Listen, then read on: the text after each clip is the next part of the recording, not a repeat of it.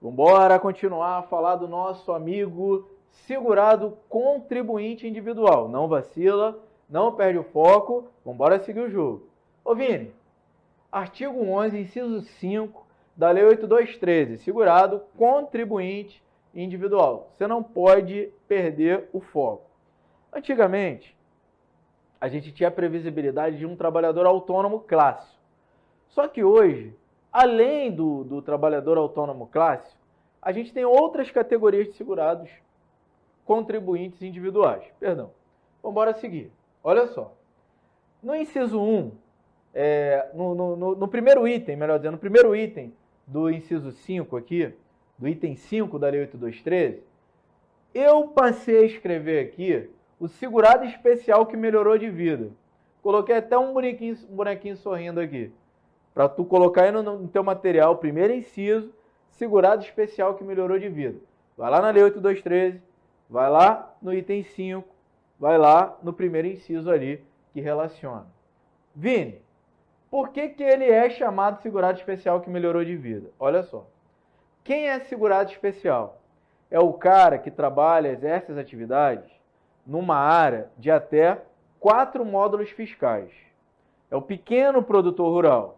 Mas se eu me transformar num grande produtor rural, eu deixo de ser especial e me transformo em um contribuinte individual, inclusive passando a contribuir com um valor maior. Perfeito? Então, quem é o segurado contribuinte individual? Era o antigo segurado especial, pequeno pescador artesanal que comprou um barco maior do que 20 toneladas. Se eu fosse um pequeno pescador artesanal, eu iria exercer minhas atividades numa embarcação de, no máximo, 20 toneladas. No máximo, 20 toneladas. Beleza? Agora, gente, se tu compra um barquinho um pouquinho maior, tu compra um barquinho aí de 25, de 30 toneladas, aí a gente já deixa de ser considerado segurado especial, porque deixa de ser considerado um simples pescador artesanal e passa a ser considerado um grande pescador, e neste caso passa a ter que contribuir mais, beleza? Essa mudança de classificação vai acabar ensejando numa mudança de alíquota de contribuição previdenciária. Ele vai deixar de pagar 1,2 mais 0,1 e vai precisar pagar pelo menos 20% ali de um salário mínimo para que conte contribuição para a aposentadoria dele. Fechou? Então, Vini, segurado especial que melhorou de vida se transforma em a primeira classificação de segurado contribuinte individual. Não perca o foco. Bora seguir. Garimpeiro. Ô Vini, o garimpeiro é aquele cara que é segurado especial? Não. Vinícius, mas o garimpeiro não tem uma redução na idade para poder se aposentar? Tem. Ele goza dessa redução, mas ele não precisa, por isso, ser considerado segurado especial. Hoje o garimpeiro é o clássico contribuinte individual. Não confunda o garimpeiro com o seringueiro. Seringueiro, extrativista, vegetal. Garimpeiro, extrativista, mineral. Seringueiro, pensa no segurado seringueiro, segurado especial. Pensa no segurado garimpeiro, contribuinte individual. Pensa no artigo 11º, artigo 11 da Lei 8.213. Então, não confunda o extrativismo mineral com o extrativismo vegetal lá do segurado especial clássico seringueiro. Perfeito? Então, identifica. Eu era um pequeno trabalhador rural, agora eu sou um grande trabalhador rural. Virou individual. Eu era um pequeno pescador, agora eu sou um pescador top de linha. Tenho vários barcos sobre minha propriedade. Tu deixou de ser especial e você se transformou em um contribuinte individual. Você não tinha empregado permanente, você só tinha empregados por até 120 dias, pessoas. Vamos discutir isso daí. Tu não ultrapassava uma determinada quantidade de dias ou de empregados por ano. Hoje, tu tem empregado o ano inteiro, tu tem empregado permanente trabalhando para você. Se você tem empregado permanente, tu não pode ser segurado especial, ainda que seja um pequeno produtor rural. Se você tem empregado permanente, você se transformou em um contribuinte individual, inclusive tendo a obrigatoriedade de contribuir um pouquinho mais. Vai pagar mais. Então, bora lá. Bora continuar aqui. Bora seguir o jogo. Vem comigo. Bora seguir. Ô, Vini, pensa aqui comigo. Ó, ministro de confissão religiosa. Eita ferro. Esse cara tem que contribuir? Tem. Eita ferro. Então lá na minha igreja eu não sabia. Tem. Olha só. Há pessoas que fazem da própria vida o auxílio para que outras pessoas venham a professar a própria fé.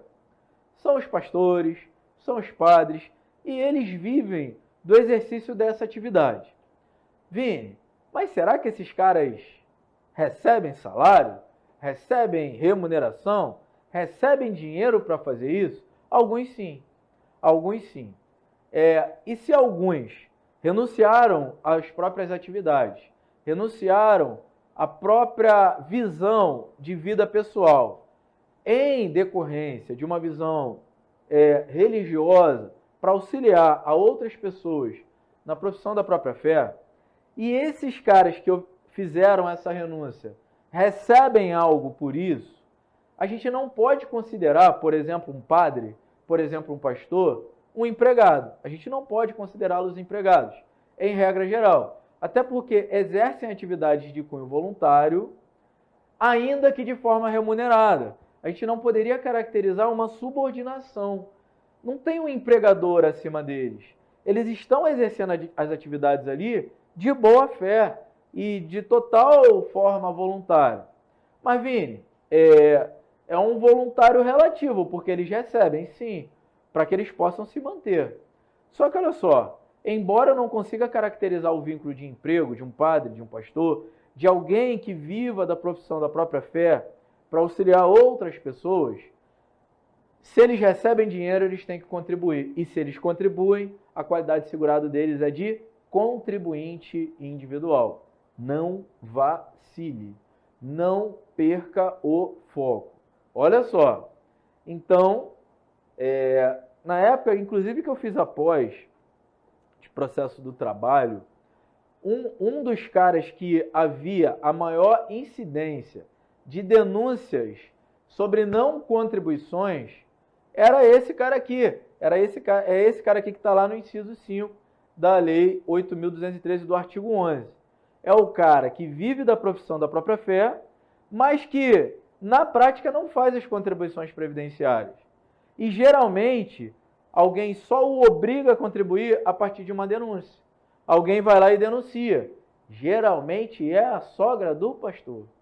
Geralmente é a sogra do... Não, o padre poderia, né? A sogra do pastor vai lá e diz, ó, aquele pastor recebia dinheirinho e não contribuía.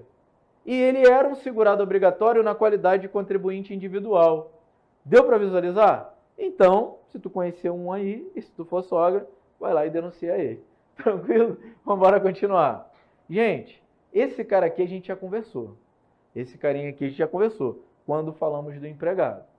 Então, eu não quero que tu vacile.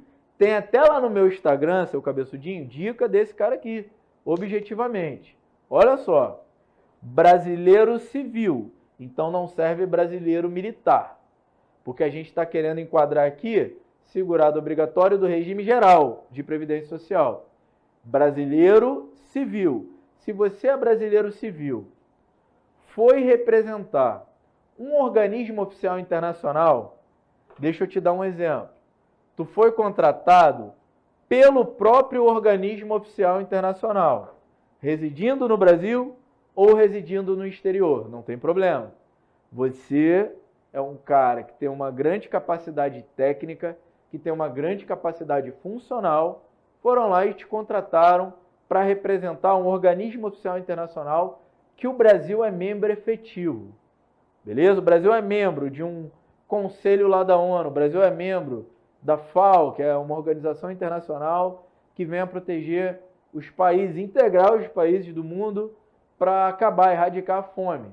Aí você, grande trabalhador, grande cientista político, grande desenvolvedor de projetos, foi contratado fora do Brasil ou dentro do Brasil, não faz diferença, para representar a ONU, a FAO, esse organismo oficial internacional que o Brasil é membro efetivo. Neste caso, se você está representando fora do Brasil este organismo oficial internacional, tu é contribuinte individual. Até porque, se você estivesse lá fora do Brasil, representando a União dentro do organismo oficial internacional, você não seria contribuinte individual, você seria um segurado e empregado. Beleza? Qual é a diferença, Vini, entre o empregado e o contribuinte individual? Qual é a diferença principal entre os dois? O empregado está lá no organismo oficial internacional representando o Brasil. Então, se o Bolsonaro te dá um cargo para que você represente o Brasil lá na ONU, tu vai estar lá na ONU representando quem? O organismo? Não, tu está representando a União, então tu é empregado. Mas o Bolsonaro não te deu cargo nenhum, mas o presidente, o governador, ninguém te deu cargo nenhum, parceiro. Ninguém te deu cargo algum. E tu foi para um organismo oficial internacional sendo contratado pelo próprio organismo. Tu tá lá fora. Qual é a tua qualidade de segurado, meu amigo e minha amiga? Você vai ser contribuinte individual. Beleza? Representou a União, empregado. Representou o organismo oficial internacional, é contribuinte individual. Desde que você não seja vinculado a nenhum regime previdenciário lá do país de origem. Se o país de origem te enquadrar como segurado, aí esquece regime geral. Aí tu não contribui para o Brasil, tu contribui lá para o país desse organismo oficial que você está representando. Fechado? Olha só, o titular de firma individual urbana, o titular da firma, o dono da empresa, o cara da empresa, ele é obrigado a contribuir? Claro que é. Mas, cara, Vinícius, é um absurdo. Por que é absurdo? Olha só, olha o que um aluno já falou comigo, e um aluno muito pertinente. Uma situação pertinente. O pensamento do menino. Olha só, eu sou dono da empresa. Sim, então titular da firma. Como empresa eu tenho contribuições a fazer, não tem? Tem. Por ser empresa, só pelo fato de você ser empresa, tu tem que fazer contribuição previdenciária sobre a remuneração de todo mundo que trabalha para você. Eita, então a empresa trabalha sobre a folha de remuneração, empresa contribui? Contribui. Empresa contribui sobre receita e faturamento? Contribui. Empresa contribui sobre lucro? Contribui. Empresa contribui sobre tudo isso. Não tem problema não. Caraca, hein, Vinícius? Então eu tenho que pagar pra caramba a contribuição previdenciária. Muita contribuição previdenciária você tem que recolher. Aí eu faço a contribuição por ser empresa e faço a contribuição por ser o titular da firma, na qualidade de contribuinte individual. Isso aí. Então o cara monta a empresa, só por ele ter o CNPJ ele já tem algumas contribuições. Sim, só por ele ter o CNPJ ele tem que contribuir por ele ser um segurado contribuinte individual. É o titular da empresa. Eita lasqueira! É muito tributo, é muita contribuição previdenciária, é muita contribuição obrigatória, é por isso que as empresas quebram. Essa que é a ideia. Vamos continuar aqui. Muito se falou em reforma da Previdência e discussão política não nos interessa, mas é essencial uma reforma no sistema tributário, uma reforma concreta.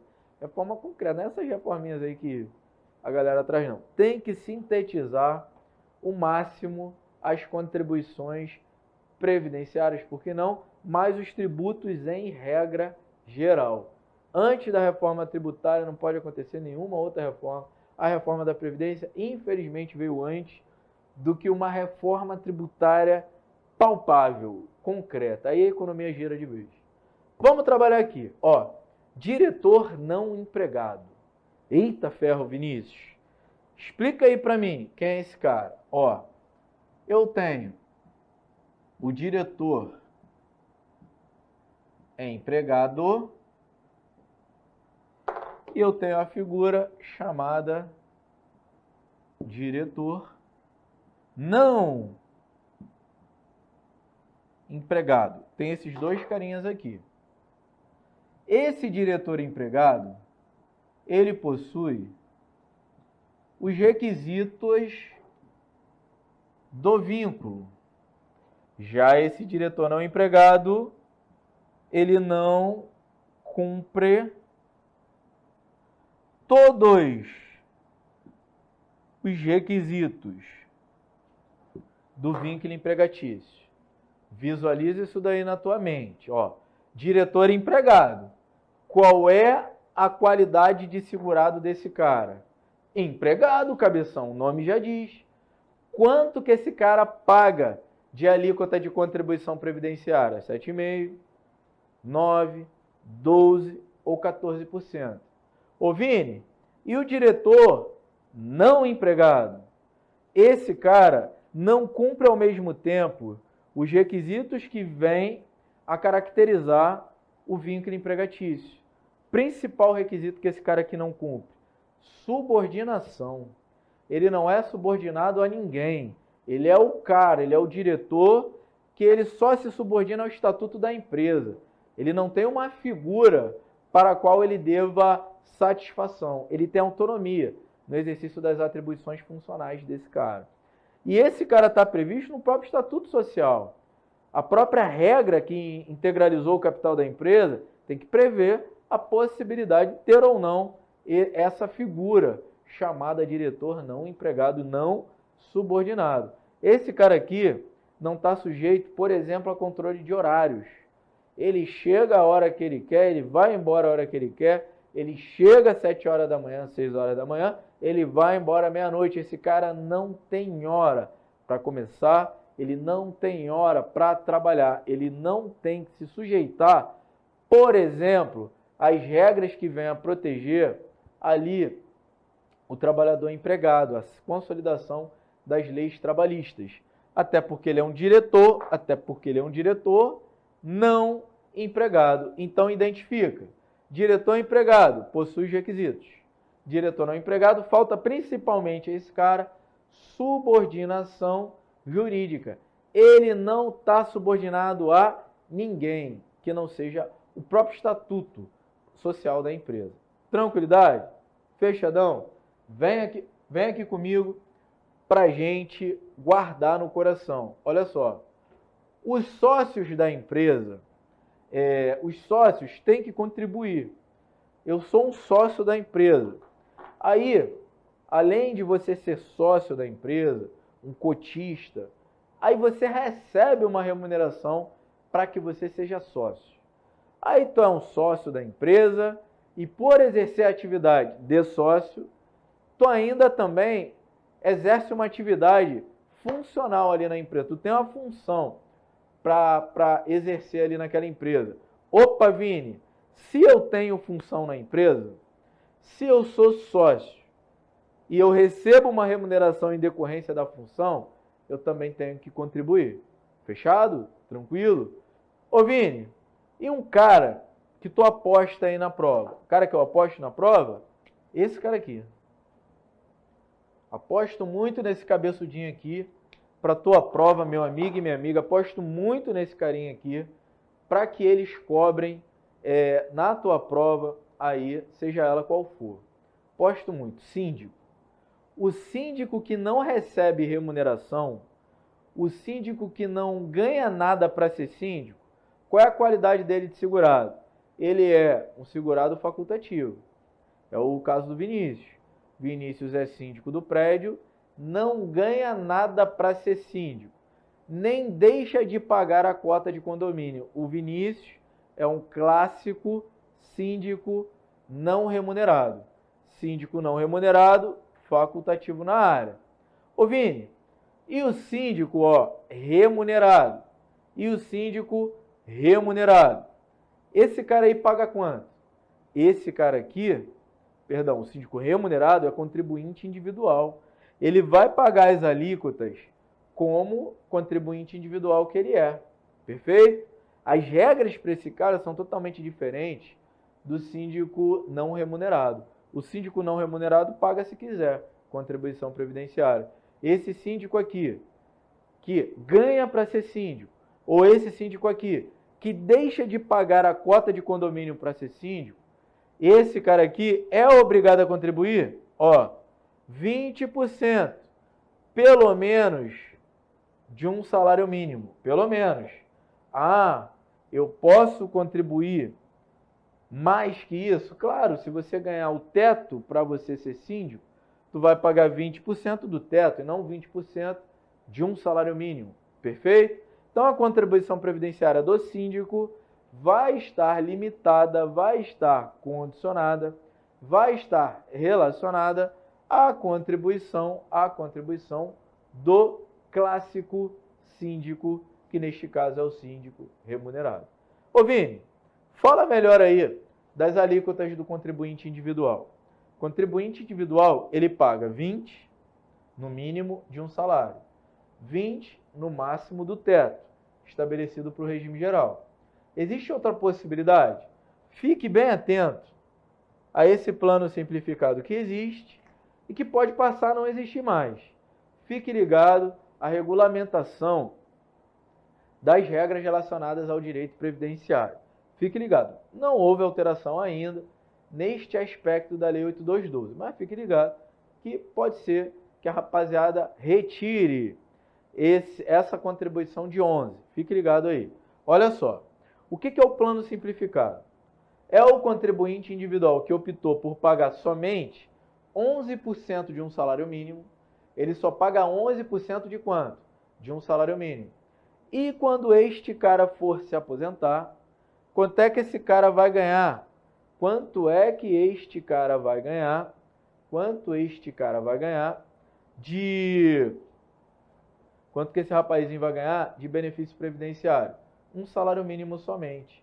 Beleza? Ele optou por pagar somente 11% de um salário, então ele vai ganhar somente 1% de um salário mínimo. Guarda isso aí no coração e a gente segue o jogo. Perfeitão? Beleza? Então analisa. Ô Vini, e quem é que paga 5% de um salário mínimo? Quem é que paga 5% de um salário mínimo? Quem é um único individual que venha pagar somente 5% de um salário mínimo? Este rapazinho aqui é um microempreendedor individual. É um microempreendedor individual. Quem é esse cara, Vini? Olha só, te oriento, seja um microempreendedor individual caso você não esteja fazendo nada da sua vida. Ah, Vini, estou sem trabalhar, posso contribuir como facultativo? Pode, mas eu sugeriria que você criasse um MEI, lá no site do governo, Portal do Empreendedor. Crie o seu MEI. Quando você criar o seu MEI, tu vai, a partir deste momento, virar empresa, tu vai ter um número CNPJ, tu vai poder passar a emitir notas fiscais para exercer atividade. Até porque as empresas hoje, para evitar o reconhecimento do vínculo, elas contratam as pessoas se elas tiverem CNPJ. A maioria das empresas que não quer reconhecimento de vínculo passa a contratar os segurados como contribuintes individuais. Porque se tu contrata uma empresa, tu não reconhece o vínculo, que empregado sempre é pessoa física. O contribuinte individual pode ser pessoa jurídica, pode ser um microempreendedor individual. E o MEI é o único segurado que tem a possibilidade de recolher 5% de, pelo menos, de somente. Ele só contribui com 5% de um salário mínimo. Vai se aposentar com quanto, Vini?